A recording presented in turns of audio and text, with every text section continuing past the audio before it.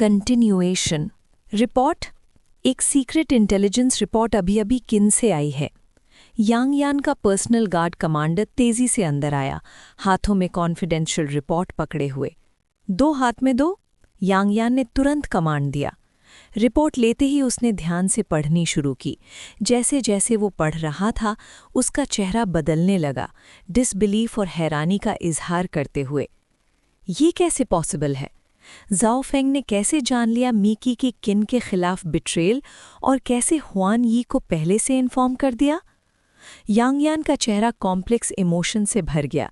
इस unexpected turn off events ने उसकी सोच को हिला दिया। ज़ाओ फेंग, इसका उससे क्या लेना देना? मीकी ने कंफ्यूज्ड होकर पूछा।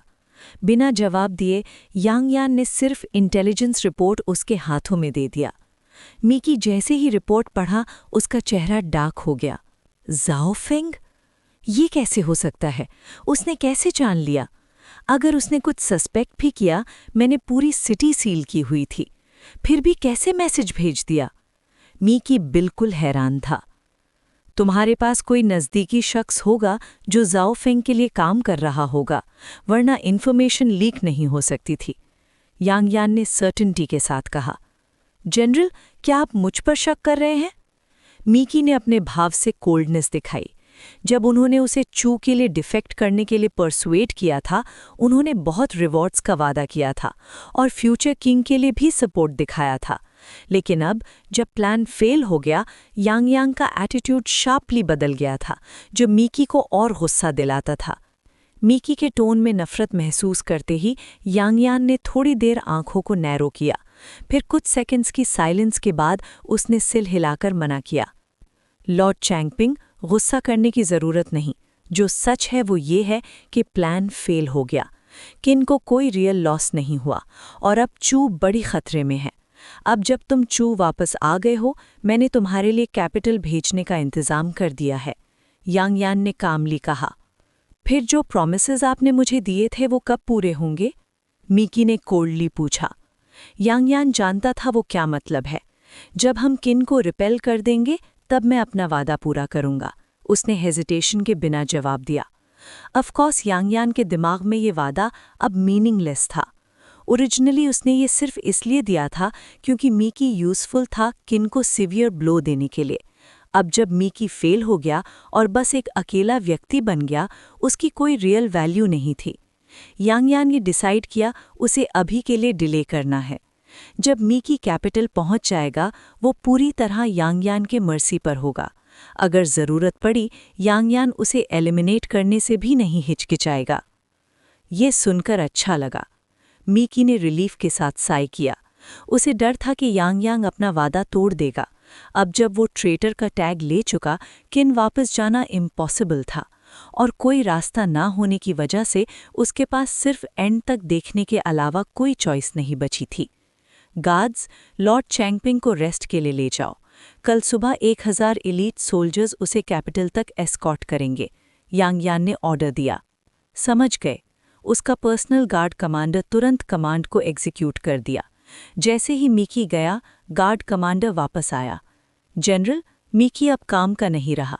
हमने सोचा उसे यूज़ करके किन फोर्सेस को वाइप आउट करेंगे, लेकिन अब वो फेल हो गया।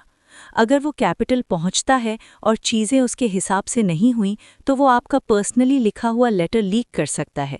ये सीरियस ट्रबल क्रिएट कर सकता है। मीकी अब यूजलेस है, पर सिर्फ अभी के लिए। आखिर में वो चू का लेजिटिमेट रॉयल है, थ्रोन का क्लेम रखता है। अगर मुझे फ्यूचर में 3 फैमिलीज़ के साथ कम्पीट करना है, तो मुझे अपना किंग चाहिए होगा, और मीकी परफेक्ट कैंडिडेट है। उसके कोई सपोर्टर्स या एलाइज चू में नहीं, वो पूरी तरह मेरे कंट्रोल में है, यांग यान ने स्लाई स्माइल के साथ कहा। उसके लिए लॉयल्टी का कोई इंपॉर्टेंस नहीं था। एक्चुअली चू के पॉलिटिकल लैंडस्केप में लॉयल्टी काफ़ी रेयर थी। चू में मुनाकी वीक थी। मिनिस्टर्स और नोबल फैमिलीज किंग्स को मैनिपुलेट करते थे, किंग्स इंस्टॉल करते थे और हत्ता की हटा देते या मार देते थे। सरकार हमेशा पावरफुल फैमिलीज के कंट्रोल में थी। पहले हुआंग शिए और फिर ली युआन, और अब 3 फैमिलीज और यांग यान कंट्रोल करते थे। सब अपनी फैमिली इंटरेस्ट के लिए काम करते थे। हिस्ट्री ने फेमस सेइंग रिकॉर्ड की है, दो चू has 3 households, it will still bring down kin. ये उन 3 फैमिलीज़ के लिए था जो चू में रियल पावर होल्ड करते थे। वो स्टेट की मिलिट्री और पॉलिटिकल अफेयर्स कंट्रोल करते थे, सारी ज़मीन भी। सिंपल वर्ड्स में चू की लाइफ ब्लड उनके हाथ में थी। जनरल, हालांकि किन आर्मी अभी मूव नहीं हुई, हमारी फोर्सेस इनसफिशिएंट है। हमें कोर्ट से एडिशनल ट्रूप्स मांगनी चाहिए, कमांडर ने सजेस्ट किया। रिक्वेस्ट ऑलरेडी सबमिट कर दी है, पर जब हम कहते हैं रिक्वेस्ट किंग से, इसका मतलब 3 फैमिलीज से है। अगर वो फुल स्ट्रेंथ नहीं देंगे तो सब कुछ गिलने दो, यांग यान ने कोल्डली कहा। चू के पास 7 लाख से ज़्यादा सोल्जर्स हैं, इंक्लूडिंग लोकल मिलिशियाज, लेकिन 80% फोर्स 3 फैमिलीज के कंट्रोल में है। ज़्यादातर ऑफिसर्स उनके अपॉइंटीज हैं। कुछ का ड्यूटी सेंस हो सकता है, लेकिन ज़्यादातर फैमिली इंटरेस्ट्स पे सर्व करते हैं। यांग यान एम्बिशियस था, लेकिन सर्वाइवल पहले आता था। अगर वो डिफीट होता और अपनी पर्सनली कमांडेड फोर्सेस लूज करता तो 3 फैमिलीज कभी फॉरगिव नहीं करते। Chain Ying city. जनरल, मीकी के क्लोज एसोसिएट सब डील हो गए हैं। 1000 से ज़्यादा एग्जीक्यूट किए गए और नए प्रोविजंस भी आ गए हैं। Crisis resolved. Li Shin grand hall में हुआन यी को रिपोर्ट किया। लगता है बार एक डिजास्टर से बचा। हुआन यी ने ली शिन से पूछा। इंडीड, ली शिन ने नोट किया, अभी भी फियर के ट्रेसेस चेहरे पर। लॉर्ड उवान की वार्निंग के बिना हमारी आर्मी वाइप आउट हो सकती थी। हनगू कैंप डिस्ट्रॉय हो जाता। हनगू कैंप के सभी सोल्जर्स को ये डेट याद रखना चाहिए। ये सर्वाइवल का डेट है, और उससे भी ज़्यादा ये काइंडनेस का डेट है, जिसे बिट्रेयल के साथ रीपे किया गया। हुआन ये ने सॉलमली कहा। समझ गया, ली शिन ने फर्मली नोट किया। लॉर्ड उवान, जारी है। ये लड़का सिर्फ 24 साल का है, मुझसे एक पूरी जनरेशन छोटा, फिर भी उसका दिमाग और इरादा मुझसे काफ़ी आगे है। हुआन यी ने एडमिरेशन के साथ कहा। जनरल, हम लगभग धोखे का शिकार हो जाते। अब जब क्राइसिस ख़त्म हो गया और लॉजिस्टिक सिक्योर हैं, मैं आपके सामने रिक्वेस्ट करता हूं कि हम ऑफेंसिव शुरू करें। ली सिन ने ऊपर देखा, आंखों में बदले की आग जल रही थी।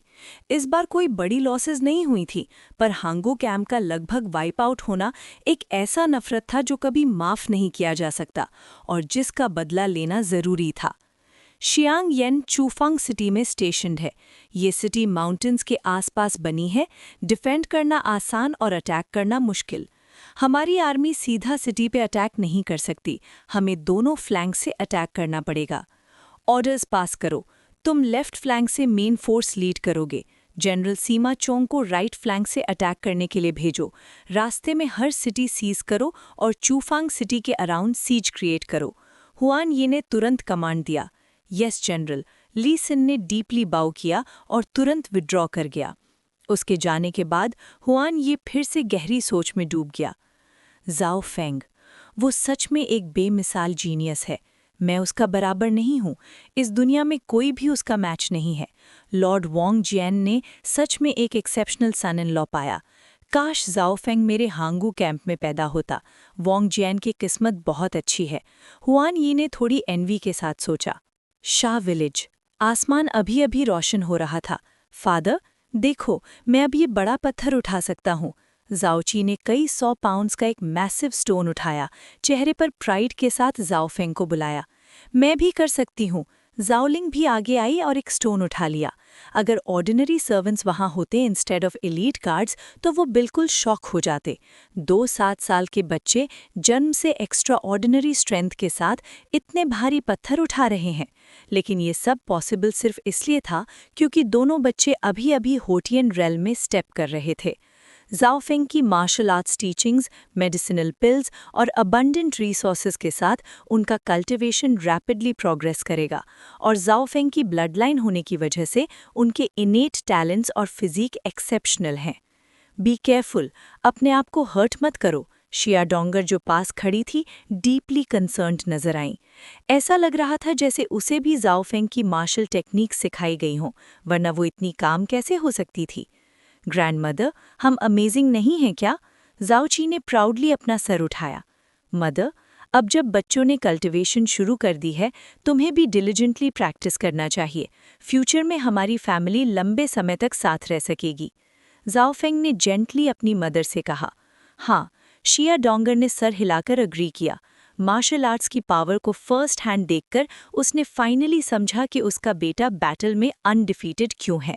लेकिन अंदर ही अंदर वो अभी भी अपने बिलवड ज़ेंग गेगे के लिए वरिड थी। अगर वो भी कल्टिवेट कर सकें तो उनकी फैमिली सच्ची में हमेशा साथ रह सकती थी, क्योंकि जाओ फेंग ने उसे बताया था कि मार्शल आर्ट्स प्रैक्टिस से लॉन्जेविटी मिल सकती है। लेकिन शिया डोंगर अभी बात नहीं कर रही थी। आखिर फादर और सन अभी तक रीयूनाइटेड नहीं हुए थे और वो श्योर नहीं थी कि जाओ फेंग का रिएक्शन क्या होगा। मैं वेट करती हूँ जब फेंग खुद अपने फादर से बात करेगा। अब ज्यादा देर नहीं लगेगी। अभी देखा जाए तो लगता है मेरे वरीज अननेसेसरी थे। इस दुनिया में अब कोई जाओ फेंग को हर्ट नहीं कर सकता। उसने शॉक एक्सपीरियंस किया जब उसने जाना कि जाओ फेंग ने वोंग वॉन को हरा दिया और उसका पूरा क्लैन एरेडिकेट कर दिया। इसके अलावा जाओ फेंग की टेरिफाइंग मार्शल प्राउएस भी है। ये क्लियर था कि ऑर्डिनरी लोग अब जाओ फेंग को थ्रेटन नहीं कर सकते। इतने सालों तक उसने एंडलेस वरीज की, लेकिन अब उसने रियलाइज किया कि वो ओवर थिंकिंग कर रही थी। उसका बेटा अब एक ऐसा इंसान बन गया है जिसे वो एक मदर के रूप में भी मुश्किल से फैदम कर सकती है, और ये रियलाइजेशन फाइनली उसको कॉन्फिडेंस दे गया। इतने लंबे समय तक वो ये डर रही थी कि जब वर्ल्ड यूनिफाइड होगा, ज़ेंग गेगे उसे स्यान्यांग बुलाएगा और जाओ फेंग के साथ फॉर्मली रीयूनाइट करेगा। वो वरिड थी कि उनकी फैमिली फिर से पावरलेस हो जाएगी, जैसे 20 साल पहले स्यान्यांग पैलेस में हुई थी। लेकिन अब उसने देखा कि ये कभी नहीं होगा। उसका बेटा स्ट्रांग है उसे प्रोटेक्ट करने के लिए और उनकी पूरी फैमिली को प्रोटेक्ट करने के लिए। फिर ही उसके पास कुछ लोग आए। माय लॉर्ड, किंग का सीक्रेट एनवॉय आया है।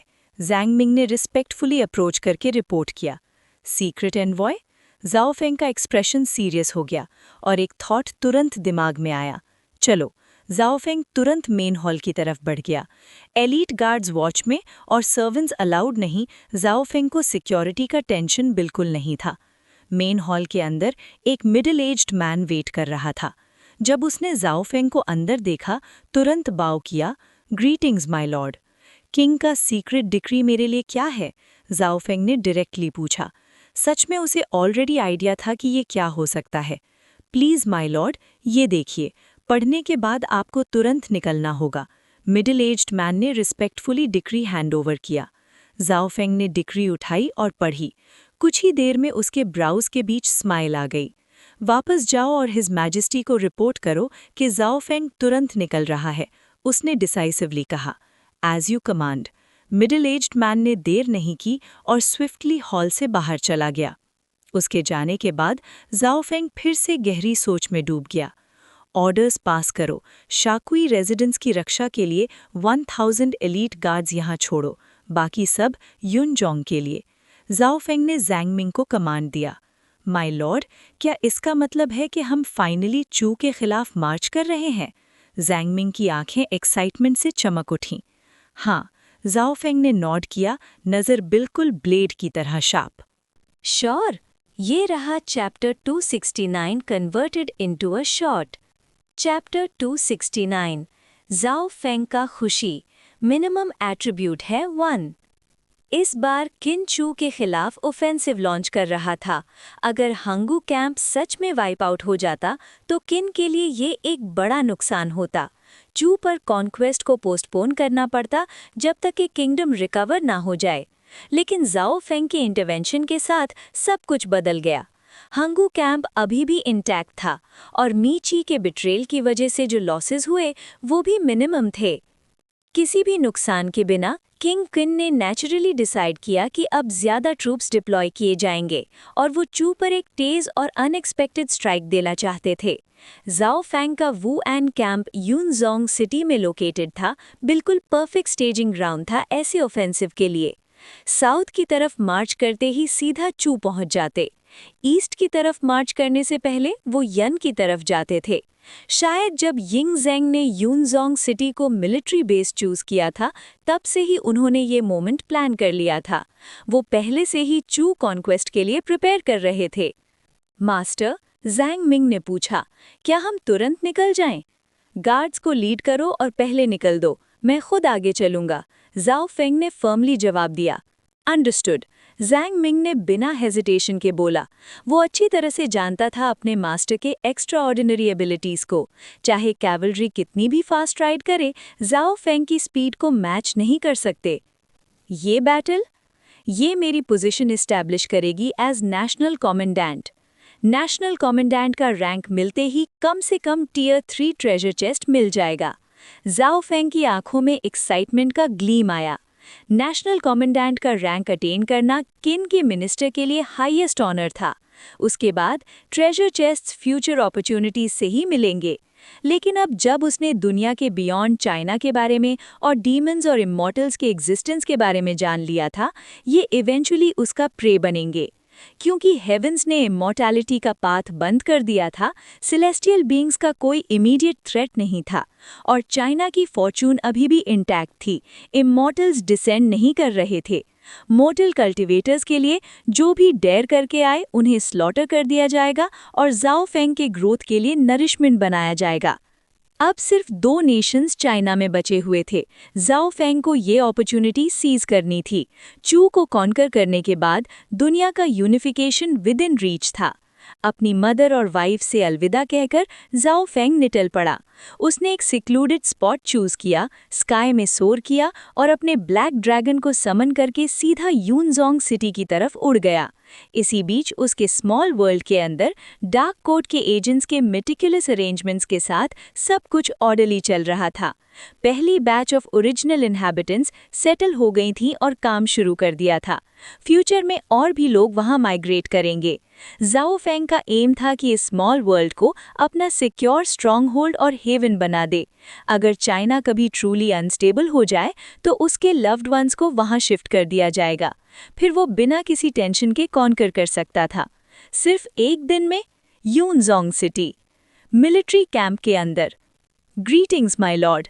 तीनों मेन डिविजन्स के कमांडर्स और बहुत सारे वाइस जनरल्स सब मेन हॉल में इकट्ठा हुए और ज़ाओ फेंग को सल्यूट किया।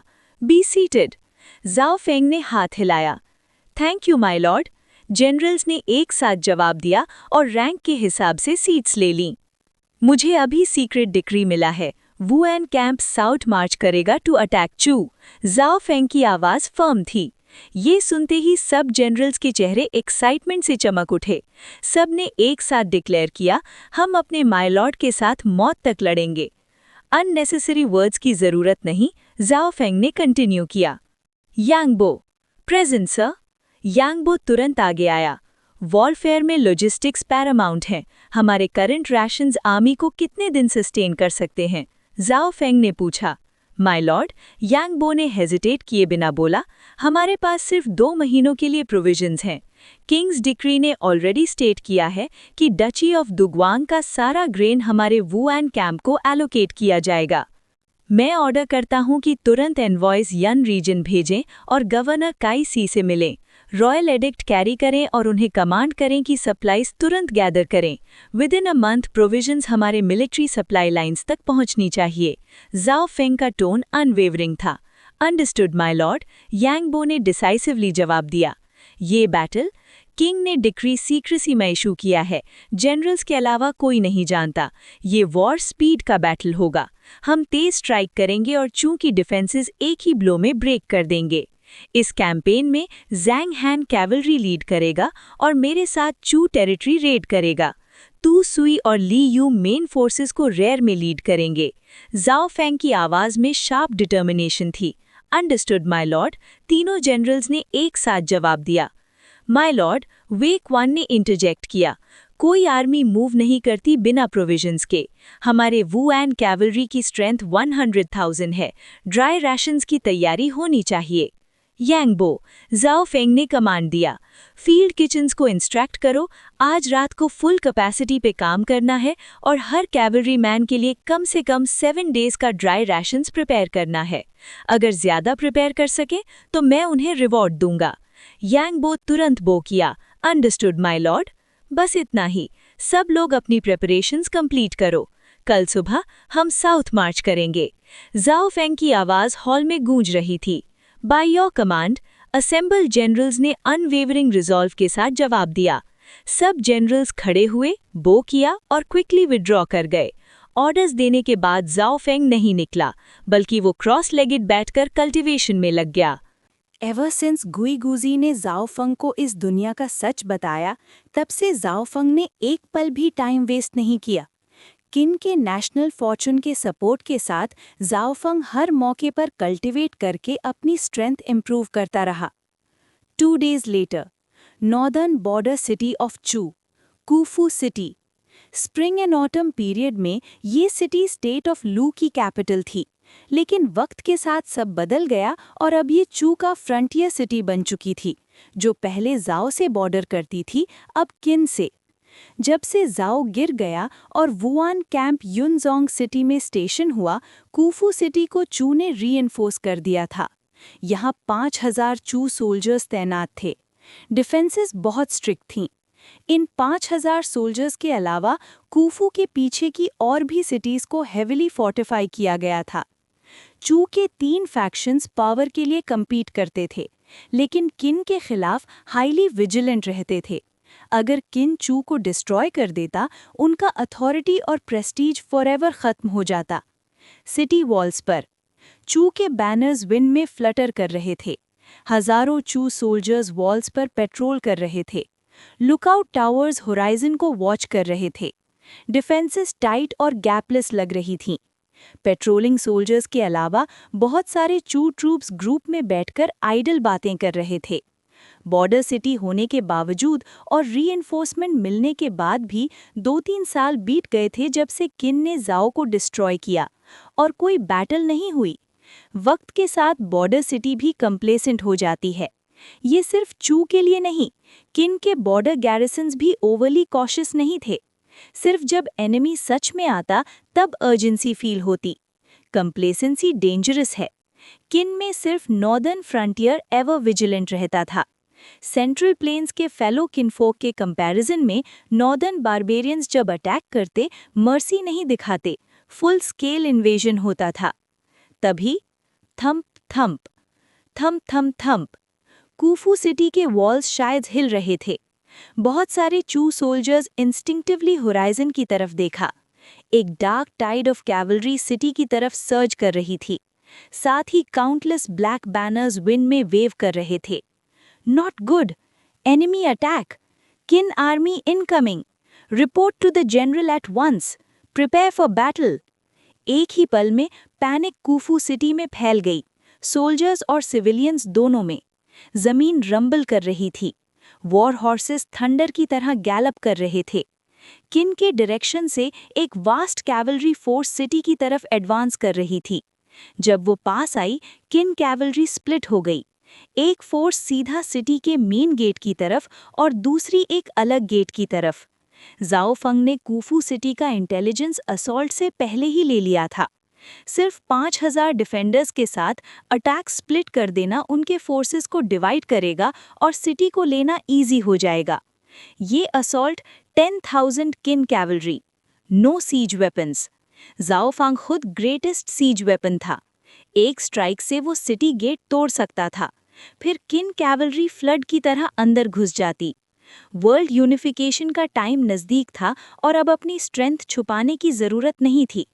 उसका फीट एक सिटी गेट खुद तोड़ देना पूरे देश में स्प्रेड हो चुका था। अब छुपाने का कोई पॉइंट नहीं था। जब किन कैवलरी स्प्लिट हुई, जाओफंग आगे बढ़ा। उसने ओवरलॉर्ड स्पीयर वील्ड की। कूफू के मेन गेट की तरफ रेसिंग करते हुए 5000 किन कैवलरी क्लोजली फॉलो कर रही थी। शाउट्स हवा में गूंज रहे थे। हूव्स का थंडर स्टॉर्म जैसा रोर कर रहा था। एरोज! स्टिल ऑन हॉर्सबैक, जाओफंग ने लाउडली कमांड दिया। Immediately he Drew the divine arm बो जो उसने पर्सनली फॉर्ज किया था। क्विवर से 10 एरोज निकाले और उन्हें अपनी पावरफुल ट्रू एसेंस से इन्फ्यूज किया। पीछे की किन कैवलरी ने भी बोज ड्रॉ कर लिए। एरोज नॉक्ड और आइस टारगेट पर लॉक्ड। जैसे ही वो फायरिंग रेंज में आए, ब्रेक! जाओफंग ने शाउट किया। ट्वैंग! डिवाइन आर्म बो का डीप ट्वैंग हवा में गूंज उठा। इन अ मोमेंट 10 एरोज फायर हुई, हर एक ग्लो कर रही थी गोल्डन ट्रू एसेंस की लाइट में। अगर रात होती तो 10 गोल्डन स्ट्रीक्स एयर में कट करती हुई दिखती। और फिर boom boom boom, true essence explosions हुए। सिटी गेट और सराउंडिंग वॉल्स इंस्टेंटेनियसली शैटर हो गए। गेट के पीछे स्टेशन सोल्जर्स कुछ डजन फीट अंदर ट्रू एसेंस एक्सप्लोजन में एनगल्फ हो गए और इंस्टेंट किल हो गए। What is this? बहुत सारे चू सोल्जर्स हॉरर में एक दूसरे को देखा। ये पावर उनके कॉम्प्रिहेंशन से बाहर थी। लेकिन जाओ फंग और उसकी एलीट किन कैवलरी उनके शॉक में इंटरेस्टेड नहीं थे। Wind wind wind, great wind. Battle cries हवा में गूंज रहे थे। किलिंग इंटेंट टाइडल वेव की तरह सर्ज कर रही थी। काउंटलेस एरोज स्काई में ऊपर गईं और कूफू सिटी पर बरसने लगीं। एरोज स्टॉर्म की तरह गिर रहे थे। काउंटलेस चू सोल्जर्स रिलेंटलेस बराज में पेरिश हो गए। किन कैवलरी चार्ज कर रही थी और एरोज अनलीश करते हुए अटैक प्रेस कर रही थी। शूट! एक चू जनरल ने सिटी वॉल से गरजते हुए चिल्लाया। वॉल्स से तीर बारिश की तरह उड़ रहे थे, किन राइडर्स पर बरस रहे थे। एरोज की इस बारिश के बीच चाहे किन कैवलरी डिस्पर्स हो रही थी, कैजुअल्टीज तो इनेविटेबल थीं। किन एलीट सोल्जर्स, मार दो! इस बार जाओ फेंग ने डॉज करने की भी जरूरत नहीं समझी। वो सीधा अपनी ट्रू एसेंस का यूज करके खुद को प्रोटेक्ट कर रहा था। तीर उस पर बरस रहे थे, लेकिन उसके आसपास का एनर्जी शील्ड उन्हें तुरंत डिफ्लेक्ट कर रहा था। कुछ ही देर में जाओ फेंग सबसे पहले उस गेट से सिटी में घुसा जिसे उसने एक ही एरो से तोड़ दिया था। ओवरलॉर्ड स्पीयर ने स्वीप किया और सामने खड़े डजन से ज्यादा चू सोल्जर्स तुरंत मारे गए। जाओ फेंग की करंट स्ट्रेंथ के साथ इन लो लेवल सोल्जर्स का सामना करना एक ओवरवेलमिंग मैसेकर के अलावा कुछ भी नहीं था। क्या? चू सोल्जर मारा, 1 पॉइंट ड्रैगन एलिफेंट पावर मिला। चू सोल्जर मारा, 1 पॉइंट ट्रू एसेंस मिला।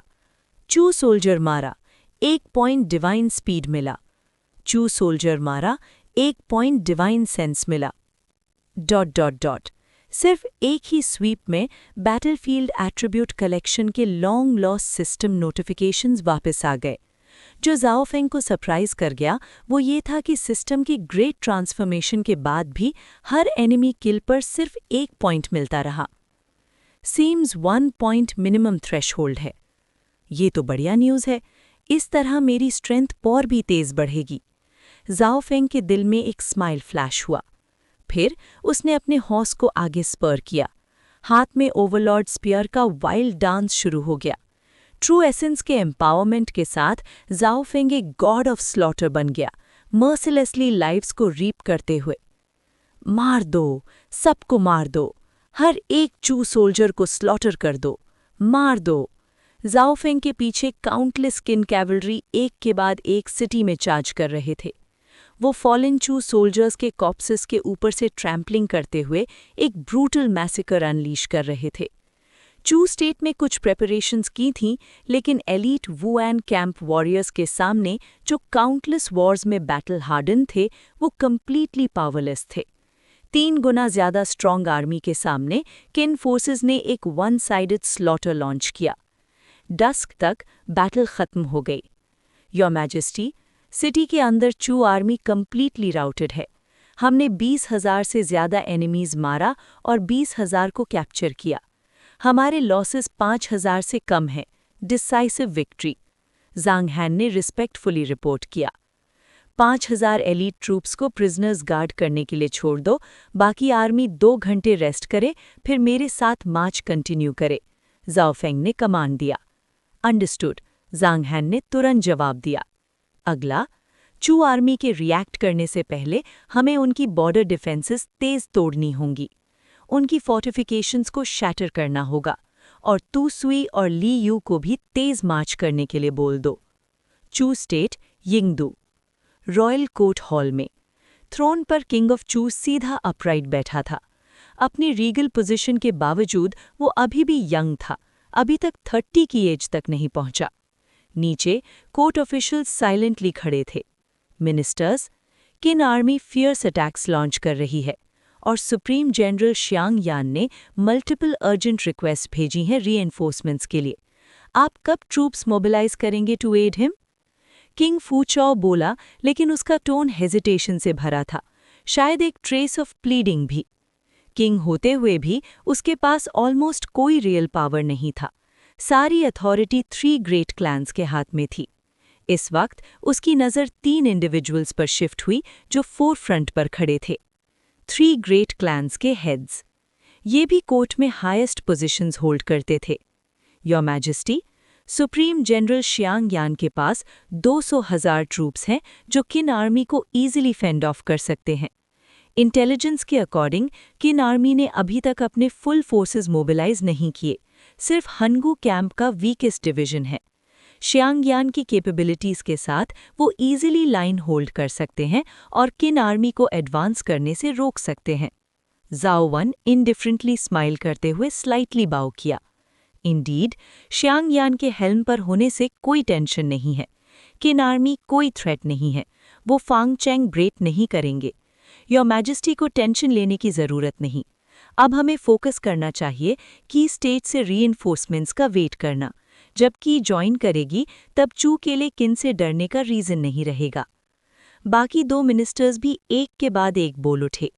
क्लियरली हर 3 क्लैंस का अपना एजेंडा था, लेकिन उनका शेयर्ड गोल अपनी स्ट्रेंथ प्रिजर्व करना था, क्योंकि उनकी नज़र में शियांग यान भी किसी के लिए ट्राइफलिंग नहीं था। लेकिन किंग फू चाओ ने फ्राउन किया, उन्हें रिफ्यूट करना चाहा, लेकिन 3 पावरफुल मिनिस्टर्स को देखकर अंत में वो बस हेल्पलेस साई के साथ चुप हो गए।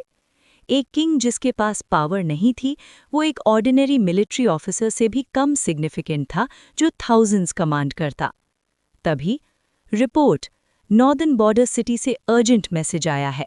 Your majesty, please Swift decision लें। एक मैसेंजर हॉल में दौड़ता हुआ आया। उसका चेहरा टेरर से भरा हुआ था। Sure, here's chapter 270. इंग जेंग माई ने सुना गुई गुजी ने जाओ फेंग को गोस्ट वैली बुलाया। जब नॉर्दर्न बॉर्डर से अर्जेंट रिपोर्ट आई, तभी से कॉन्फिडेंट रहने वाले 3 ग्रेट क्लैंस के लीडर्स तुरंत पैनिक में आ गए। चू के वेस्टर्न डिफेंस का कमांड स्यांग यान के हाथ में था, जो किन आर्मी के अटैक्स को रेजिस्ट करता था। क्योंकि उनका डायरेक्ट इन्वॉल्वमेंट नहीं था, वो ज्यादा वरिड नहीं थे। बस प्रोविजंस का स्टेडी सप्लाई इंश्योर करना उनके लिए इम्पोर्टेंट था। लेकिन नॉर्दर्न बॉर्डर सिटीज ऑफ चू उनके ज्यूरिसडिक्शन में थे। अगर नॉर्दर्न फ्रंट ब्रीच हो गया तो उनके लिए डिजास्टर था। बोल, नॉर्दर्न बॉर्डर पे क्या हुआ? क्या किन ने नॉर्थ से ऑफेंसिव लॉन्च किया? पहले से काम रहने वाले जाओ वन ने पूछा। लाउडली रीड करो, क्या हुआ? जल्दी करो, रीड करो। बाकी 2 लीडर्स ने अपने कमांड्स बाक किए। कोर्ट का पूरा अटेंशन मैसेंजर पर था। इतने सारे हाई रैंकिंग ऑफिशियल्स की वॉचफुल आईज के नीचे ट्रेम्बलिंग मैसेंजर ने अर्जेंट रिपोर्ट हाथों में उठाई। योर मैजेस्टी, ये हम्बल सर्वेंट इलिटरेट है, कृपया करके आप पर्सनली रीड करें। चू कोर्ट में वॉर रिपोर्ट्स डिलीवर करना डेंजरस काम था। एक छोटी गलती और मौत हो सकती थी। किन आर्मी में ऐसा नहीं था। वहां इवन बैड न्यूज़ डिलीवर करने पर मैसेंजर पनिश नहीं होता था। किन सोल्जर्स के सर्विस को नोबल टाइटल्स मिलते और किन के लॉज में जस्टिस प्रायोरिटी थी। बाकी स्टेट्स अलग ऑपरेट करते थे। वहां एरिस्टोक्रेट्स का एब्सोल्यूट पावर था। कॉमनर्स और ऑर्डिनरी सोल्जर्स जिनके कनेक्शंस या नोबल लिनिएज नहीं, उनके लिए रैंक ग्रो करना इम्पॉसिबल था। यहाँ लाओ। किंग फचू ने हाथ हिलाया। पैलेस अटेंडेंट तुरंत आगे बढ़ा, अर्जेंट रिपोर्ट ली और किंग को हैंडओवर की। जैसे ही किंग फचू ने रीड किया, उसका चेहरा ड्रास्टिकली चेंज हो गया। मेरे एस्टीम्ड मिनिस्टर्स, हमें ग्रेव डेंजर में है। जाओ फेंग, जो किन का उआन जनरल है, अपने उआन कैंप के साथ हमारे ग्रेट स्टेट ऑफ चू पर इन्वेड कर रहा है। अब तक कूफू सिटी और सराउंडिंग 7 टाउन्स जाओ फेंग के फोर्सेस के हाथ में आ चुकी हैं। हमने नॉर्दर्न बॉर्डर में जो आर्मी स्टेशन की थी वो किन फोर्सेस के सामने क्रश हो गई और कैटास्ट्रॉफिक लॉसेस सफ़र किए। उसकी आवाज़ ट्रेम्बल कर रही थी। जो 3 क्लैन लीडर्स पहले अपनी चिंता डिसमिस कर रहे थे, अब विजिबली शेकन थे। ये इतनी जल्दी कैसे हो गया? हमें इंटेलिजेंस तक भी नहीं मिला कि किन का उआन कैंप मोबिलाइज हो रहा है।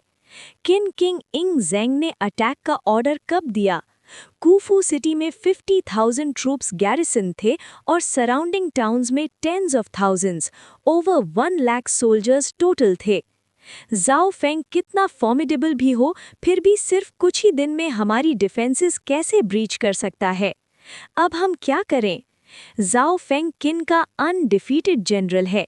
सिर्फ कुछ ही दिन में हमारी नॉर्दर्न बॉर्डर ऑलरेडी उनके फोर्सेस के हाथ में आ गई। उआन कैंप तो हांगू कैंप से भी स्ट्रॉन्ग है। इसी वक्त पूरा चू कोट केओस में गिर गया। मेरे 3 esteemed ministers, Zhao Feng invasion lead कर रहा है, हम क्या करें? किंग फचू 3 क्लैन लीडर्स की तरफ देखा जवाब के लिए। योर मैजेस्टी, टाइम वेस्ट नहीं कर सकते, कृपया तुरंत डिक्री इशू करें और नॉर्दर्न बॉर्डर रीइंफोर्स करें। ज़ाओ वन ने अर्जेंटली रिक्वेस्ट किया। आई एग्री, हमें तुरंत रीइंफोर्समेंट्स नॉर्थ भेजने चाहिए ताकि किन ऑफेंसिव को रोका जा सके। कोर्ट के सिविल और मिलिट्री ऑफिशियल्स ने सपोर्ट वॉइस किया, लेकिन ये सुनते ही किंग फचू का एक्सप्रेशन ग्रिम हो गया। किंग होने के बावजूद उसके पास खुद के सोल्जर्स डिस्पैच करने के लिए नहीं थे। इसलिए अपने दांतों को टाइट करते हुए उसने ज़ाओ वन की तरफ गेज शिफ्ट की। मेरे एस्टीम्ड मिनिस्टर्स, आप लोग चू के मिलिट्री और एडमिनिस्ट्रेशन कंट्रोल करते हैं। अब जब नॉर्दर्न बॉर्डर कोलैप्स हो रही है, ट्रूप्स डिप्लॉय करना आपके हाथ में है। मैं आपकी डिसीजन को पूरा सपोर्ट करूंगा। इस स्टेटमेंट के साथ किंग फचू ने क्लेवरली डिफिकल्ट टास्क वापस उनके ऊपर थ्रो कर दिया। मिनिस्टर ज़ाओ वन अभी कितने ट्रूप्स मोबिलाइज कर सकते हैं? कूशी 3 क्लैन लीडर्स में से एक ज़ाओ वन की तरफ देखा। अगर हम बाय यूएमए स्टेशन फोर्सेस को रीडिप्लॉय करें तो हम अभी भी 300,000 ट्रूप्स मस्टर कर सकते हैं, लेकिन किन की फोर्सेस के कंपैरिजन में ये शायद इनसफिशिएंट हो। मोरओवर, किन के पास एम्पल प्रोविजंस हैं और हमारे पास सप्लाईज की कमी है। ज़ाओ वन का चेहरा क्लियरली डिस्ट्रेस दिखा रहा था। फिर उसकी गेज किंग फचू की तरफ शिफ्ट हुई और वो बो किया। योर मैजेस्टी, करंट फोर्सेस के साथ किन का रेजिस्टेंस मुश्किल होगा। मुझे लगता है आपको तुरंत रॉयल डिक्री इशू करना चाहिए, रिटायर्ड सोल्जर्स को रिक्रूट करने और नए ट्रूप्स को पॉपुलस से कॉन्स्क्रिप्ट करना। ये सुनते ही बाकी 2 क्लैन लीडर्स तुरंत स्टेप फॉरवर्ड हुए और बो किया। वी अग्री, हमें तुरंत ट्रूप्स रिक्रूट करने चाहिए, वरना किन के सामने कंटेंट करना इम्पॉसिबल होगा। एडिशनली, अगर सुप्रीम जनरल स्यांग यान अभी भी अपनी ग्राउंड होल्ड कर सकता है तो उसे नॉर्दर्न बॉर्डर रीइंफोर्स करने के लिए ट्रूप्स भेजने चाहिए। इंडीड, स्यांग यान फांगचेन में स्टेशन्ड है। वहाँ का फोर्ट्रेस चू के स्टेट का स्ट्रॉन्गेस्ट है, इजीली डिफेंसिबल और डिफिकल्ट टू अटैक। वो कुछ ट्रूप्स नॉर्थ रीइंफोर्स करने के लिए स्पेयर कर सकता है। तीनों क्लैन लीडर्स कंटिन्यू कर रहे थे बर्डन दूसरों पर पुश करना। उनके टैक्टिक्स के सामने किंग फचू ने अपने स्लीव्स में फिस्ट्स क्लेंच की, हेल्पलेसनेस फील करते हुए। अपने कंट्री के डिस्ट्रक्शन के वर्ज पर होने के बावजूद 3 ग्रेट क्लैंस अब भी अपने इंटरेस्ट्स को प्रायोरिटी दे रहे थे। मेरे एस्टीम्ड मिनिस्टर्स, आप सब जानते हैं किन अपने एनिमीज के साथ कैसे डील करता है। They dare to execute the king of Yan. क्या आप सच में सोचते हो कि वो आपके साथ वैसे नहीं करेंगे? अगर किन की आर्मी कैपिटल तक पहुंच गई, क्या आप सच में बिलीव करते हो कि आप बिना नुकसान के बच जाओगे? किंग फूचू की आवाज़ हर शब्द में वेट कैरी कर रही थी, पूरे कोर्ट के सामने बोलते हुए। ये सुनते ही कोर्ट के कई मिनिस्टर्स के एक्सप्रेशंस इंस्टेंटली चेंज हो गए। उन्हें पूरी तरह समझ आ गया कि किंग ऑफ चू के शब्दों का मतलब क्या है। एक फॉलन नेशन का मतलब था उनके परिवारों का डिस्ट्रक्शन। जैसे 3 जिन्स और यन स्टेट में हुआ, कितने किंग्स और नोबल क्लैंस किन के प्रिजनर्स बन गए। पावर जो एक रात होल्ड की गई, एक ही रात में वैनिश हो गई। मिनिस्टर्स के फेसेस पर साइलेंस और कंसर्न देखकर किंग ऑफ चू ने अंदर से स्नेह किया, फिर बोला, अगर किन आर्मी सच में कैपिटल तक पहुंच गई, मैं, जिसका ना फादर है ना मदर ना कोई लिविंग रिलेटिव्स, कभी अपने आप को प्रिजनर नहीं बनने दूंगा। जहां तक आपका सवाल है, मैं आपके फेट्स में इंटरफेयर नहीं करूंगा। ये शब्द एक वार्निंग थे। अगर वो अब भी कंट्रीब्यूट करने से इनकार करते, अब भी अपने इंटरेस्ट के लिए स्कीम करते, तो ठीक है, वो अपनी ऑनर के साथ मर जाएंगे, लेकिन उनका सब कुछ खत्म हो जाएगा। योर मैजेस्टी, नेशन के सर्वाइवल के लिए हम अपनी पूरी कोशिश करेंगे। मुझे अपने क्लैन के सारे एबल बॉडीड मेन मोबिलाइज करने में कोई प्रॉब्लम नहीं। कुछ पल के सोच विचार के बाद जाओ वन लाउडली बोला, मैं भी अपने क्लैन के सारे एबल बॉडीड मेन मोबिलाइज करूंगा चू की सेवा में। मैं भी। एक के बाद एक मिनिस्टर्स जो अब लग रहे थे कि कन्विंस हो गए हैं, अपनी विलिंगनेस डिक्लेयर करते गए। ये सुनकर किंग ऑफ चू का एक्सप्रेशन फाइनली सॉफ्टन हुआ। 3 एस्टीम्ड मिनिस्टर्स, आपके 3 नोबल फैमिलीज मेरे चू स्टेट की बैकबोन हैं। अगर आप लोग इस बैटल में यूनाइट नहीं करोगे तो हमारा कंट्री सच में डूम्ड है। ट्रूप्स का मोबिलाइजेशन और किंगडम का डिफेंस पूरी तरह मैं आपके हाथ में छोड़ता हूँ। कंस्क्रिप्शन के लिए मैं तुरंत एक ईडिक्ट इशू करूंगा। ये सुनते ही मिनिस्टर्स ने एक साथ रिस्पॉन्ड किया, your majesty is wise. Chu Fang city, elite warriors of Hangu camp पहुंच चुके थे। जनरल, एक रिपोर्ट अभी आई है। लॉर्ड वांग अपनी फोर्सेस के साथ नॉर्दर्न सिटीज ऑफ चू को ब्रेक कर चुके हैं और 100,000 स्ट्रॉन्ग आर्मी को क्रश कर दिया है, जो नॉर्दर्न फ्रंटियर डिफेंड कर रही थी। अब वो और भी डीप चू में असॉल्ट कंटिन्यू कर रहे हैं। ली शन एक्साइटेडली जनरल हानगी को रिपोर्ट दिया, मुझे पता था हिज मैजेस्टी लॉर्ड वांग को चू अटैक करने का ऑर्डर देंगे। हुआन यी के चेहरे पर एक ट्रायम्फेंट स्माइल अपीयर हुआ। जनरल, मुझे सच में इम्प्रेस करना पड़ेगा। ऑल्दो उआंग कैंप ने सरप्राइज अटैक एग्जीक्यूट किया, चू ने नॉर्दर्न बॉर्डर को सालों तक फोर्टिफाई किया हुआ था। फिर भी सिर्फ 10 डेज में लॉर्ड उआंग ने मेजर सिटीज सक्सेसिवली कैप्चर की, एक स्ट्रॉन्ग होल्ड के बाद एक स्ट्रॉन्ग होल्ड। 100,000 एलीट चू सोल्जर्स में से कई पेरिश हो गए और बाकी कैप्चर हो गए। कंप्लीट विक्ट्री, ली शन एक्सिलरेशन के साथ बोला।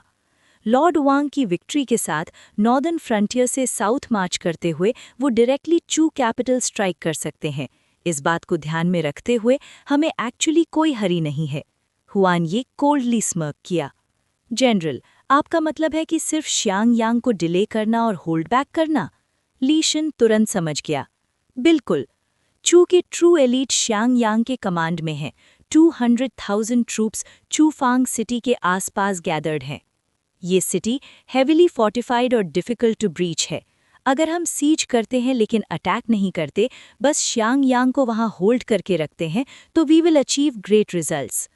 चू के डिस्ट्रक्शन के लिए मुझे पूरा कॉन्फिडेंस है कि लॉर्ड उआंग सीधा कैपिटल मार्च करेंगे। कैपिटल फॉल होते ही कंट्री कोलैप्स हो जाएगा। शियांग यांग हार्टलैंड से कट ऑफ होगा, वो भी पेरिश होगा। हुआन यी स्नीयर करते हुए बोला। अंडरस्टूड। ली शन तुरंत नोट किया। ये बैटल चू का एंड मार्क करेगी। इनका किंगडम डिवाइडेड और फियर से भरा हुआ है। हानगू कैंप के एक सिंगल ब्लो ने उन्हें रीलिंग में डाल दिया है। अब उआंग कैंप ने स्ट्राइक किया तो within half a year lord Uang surely Chu capital reach करेंगे। ये बैटल हानगू कैंप को लॉर्ड उआंग को इस ग्रेट विक्ट्री में सपोर्ट करना चाहिए। Huan Yi exuded absolute confidence. I understand general, Li Shan respectfully acknowledge किया। सच में मुझे इस कैंपेन के लिए खुद फाइट नहीं करना चाहिए था। अगर लॉर्ड उआंग ने शुरू से ये ऑफेंसिव कमांड किया होता तो चूफांग सिटी ऑलरेडी फॉल हो चुकी होती। अगर लॉर्ड उआंग की एडवाइस ना होती तो हमारा हानगू कैंप एक ग्रेव लॉस सफ़र करता। मैं उसका बहुत बड़ा डेटी हूँ। इस वॉर में मैं पर्सनल ग्लोरी नहीं चाहता, सिर्फ लॉर्ड उआंग को चू के ऊपर ट्रायम्फ अचीव करने में और ग्रैंड मार्शल बनने में असिस्ट करना है, जो पूरी किन फोर्सेस को कमांड करेगा। Huan Yi murmured, I will follow you with my all ability. General, Li Shan deep admiration के साथ बोला। पहले वो जाओ फेंग को उसकी यंग एज की वजह से लाइटली लेता था, लेकिन अब वो पूरी तरह कन्विंस्ड हो गया था उसकी ब्रिलियंस पर। अब मुश्किल कुछ भी नहीं था। यान और जाओ के वॉर्स के कंपैरिजन में चू को डिफीट करना बहुत इजी था। Xian Yang imperial court. Your majesty, lord Wuan अपनी फोर्सेस के साथ चू के नॉर्दर्न फ्रंटियर के 10 सिटीज कॉन्कर कर चुके हैं। 1 लाख डिफेंडिंग सोल्जर्स में से 50,000 से ज्यादा मारे गए और 30,000 से ज्यादा कैप्चर हुए। अभी लॉर्ड वुआन अपने एलीट वॉरियर्स के साथ साउथवर्ड फियर्स ऑफेंसिव में है। हाफ अ ईयर के अंदर वो अनडाउटेडली चू कैपिटल रीच करेंगे। व्यय लियाओ एक्साइटेडली रिपोर्ट कर रहा था। एज एक्सपेक्टेड ये सिर्फ लॉर्ड वुआन ही कर सकते थे। जब भी वो आर्मी लीड करते हैं विक्ट्री गारंटीड होती है। ये हमेशा ऐसे ही रहा है। अगर शुरू से ही उन्होंने कमांड किया होता हमारी किन फोर्सेस और भी बड़ी विक्ट्रीज क्लेम कर लेती। चू का फॉल इमिनेंट है। चू को कॉन्कर करते ही वर्ल्ड यूनिफिकेशन सच में विद इन रीच हो जाएगी। ग्रेट किन के मिनिस्टर्स हीटेड डिस्कशंस में लग गए और कई लोग जाओ फेंग के लिए डीप एडमिरेशन एक्सप्रेस कर रहे थे। God of war of great किन का टाइटल सच में वेल डिजर्व था। ये सब प्रेज सुनते ही यिंग ज़ेंग के लिप्स पर एक स्लाइट स्माइल आ गई। जब भी उसका बेटा बैटल में जाता वो हमेशा ग्रेट सरप्राइजेस लाता। हंगू कैंप क्या कर रहा है? यिंग ज़ेंग ने लाउड वॉइस में पूछा। Reporting to your majesty, general Huani अपनी आर्मी के साथ चू फांग सिटी में शियान यान के अगेंस्ट स्टैंड ऑफ में है। जनरल ने रिपोर्ट सबमिट किया है कि इस बैटल में वो सपोर्टिंग रोल प्ले करेगा, शियान यान के फोर्सेस को होल्ड करके और मेन ऑफेंसिव वुआन आर्मी पर छोड़ देगा। चू को ब्रेक करने का टास्क वुआन जुन के हाथ में है। व्यय लियाओ तुरंत रिप्लाई किया। यिंग ज़ेंग ने ये सुनते ही नॉड किया।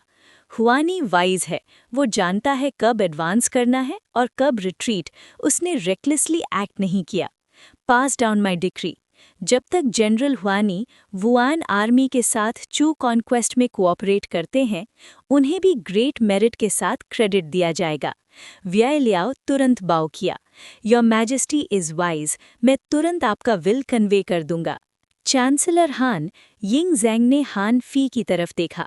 प्रोविजंस और लॉजिस्टिक्स का क्या हाल है? Reporting to your majesty, Hangu camp की सप्लाई ग्रेट किन की हार्टलैंड से आ रही है और वुआन आर्मी की प्रोविजंस यान के लैंड से। डूगू कैंग के फर्टाइल रीजन से ग्रेन आ रहा है जिससे वुआन आर्मी के सप्लाई लाइंस फुल्ली इंश्योर की जा सकती हैं। आज ही मुझे गवर्नर काय सी की रिपोर्ट मिली जिसमें उसने गारंटी दी कि वुआन आर्मी के लिए सप्लाई अनइंटरप्टेड रहेगी। हान फी तुरंत रिस्पॉन्ड किया। मेरा स्टैंड्स अनचेंज्ड है। ग्रेट किन के वॉरियर्स बैटलफील्ड में मर सकते हैं लेकिन किसी भी तरह की सप्लाई की कमी से नहीं मरेंगे और बैटल को लूज होने नहीं देंगे शॉर्टेज की वजह से। चू कॉन्कर होते ही न सिर्फ आर्मी लीड करने वाले जनरल्स रिवॉर्ड होंगे बल्कि लॉजिस्टिक्स और सप्लाई कोऑर्डिनेशन के ऑफिशियल्स को भी कमेंट किया जाएगा। Your majesty is wise, court officials ने एक साथ प्रोक्लेम किया। पहले जब भी जाओ फेंग का नाम कोर्ट में आता चाहे वो जो भी अकम्प्लिश करता हमेशा कोई न कोई इम्पीच करने की कोशिश करता सार्कास्टिक रिमार्क्स के साथ। लेकिन वांग वान के डिमाइस के बाद अब कोई भी जाओ फेंग को टारगेट करने की हिम्मत नहीं करता था। इवन वांग जुआंग जो पहले ऑपोजिशन में था अब उससे प्रोवोक करने से डराता था। आखिर जब वांग वान के पूरे क्लान का एक्सटर्मिनेशन हुआ जाओ फेंग एक फिगर ऑफ फियर बन गया, जैसे एक रैबिट डॉग जो किसी भी अपॉर्चुनिटी को सीज कर लेता और तोड़ देता। वांग वान के फैमिली का एनाहिलेशन पूरे कोर्ट के लिए एक वार्निंग था। जाओ फेंग के अगेंस्ट जाना हर किसी के बस की बात नहीं थी। With the current state of चू जहां 3 फैक्शंस पावर के लिए compete करते हैं और अपने इंटरेस्ट्स को प्रायोरिटाइज करते हैं, चू वास्ट है लेकिन इसका डाउनफॉल लाना जाओ फेंग के लिए जाओ से ईजी है। यिंग ज़ेंग ने मॉकिंग टोन में रिमार्क किया चूंकि इंटरनल पॉलिटिकल स्ट्रगल्स को रिडिक्यूल करते हुए। इंडीड योर मैजेस्टी, व्यय लियाओ ने कॉन्कर किया। चू लार्ज और पॉपुलस हो सकता है, लेकिन रॉयल अथॉरिटी वीक है और कंट्री को यूनिफाई नहीं कर सकती। Power largely 3 major noble families के हाथ में है। किंग ऑफ चू सिर्फ एक पपेट है। ये नेशन डिस्ट्रॉय करना मुश्किल नहीं होगा। सेंड माई डिक्री टू जाओ फेंग, यिंग ज़ेंग ने कमांड किया। चू को तुरंत डिस्ट्रॉय करो। हर दिन पहले मैं रिवॉर्ड्स अकॉर्डिंगली इंक्रीज कर दूंगा। योर मैजेस्टी के मोटिवेशन के साथ वुआन जुन और भी डिटर्मिन्ड होंगे और वुआन आर्मी के वॉरियर्स और भी फर्वर के साथ लड़ेंगे, व्याय लियाओ ने स्माइल के साथ बोला। मिनिस्टर व्याय, मैंने सुना है आपके मास्टर गोस्ट वैली ने जाओ फेंग को पर्सनली विजिट करने के लिए इनवाइट किया है, क्या ये सच है? यिंग ज़ेंग ने स्माइल के साथ पूछा। ये सुनते ही कोर्ट के सब मिनिस्टर्स का अटेंशन व्याय लियाओ की तरफ शिफ्ट हो गया। गोस्ट वैली, कौन था वो? एक ट्रू लेजेंड जिसका नाम पूरे देश में एको करता था। अगर दुनिया में कोई था जिसका रेपुटेशन गोस्ट वैली से ज़्यादा था, वो बहुत कम लोग थे। इवन सुनजा ऑफ जीशिया एकेडमी भी उसके रिनाउन को मैच नहीं कर सकता था। इवन मोनार्क्स के लिए भी गोस्ट वैली से मिलना एक्सट्रीमली डिफ़िकल्ट था। वो एक रिक्लूसिव सेज था जो ज़्यादातर लोगों के सामने नहीं आता था, और अब उसने पर्सनली जाओ फेंग को इनवाइट किया गोस्ट वैली में विजिट के लिए। कितना इनक्रेडिबल ऑनर था। कई सिविल ऑफिशियल्स ये न्यूज़ सुनकर स्टन्ड और जेलस हो गए। ये क्लियर था यिंग ज़ेंग फिर से जाओ फेंग की रेपुटेशन बिल्ड कर रहे थे।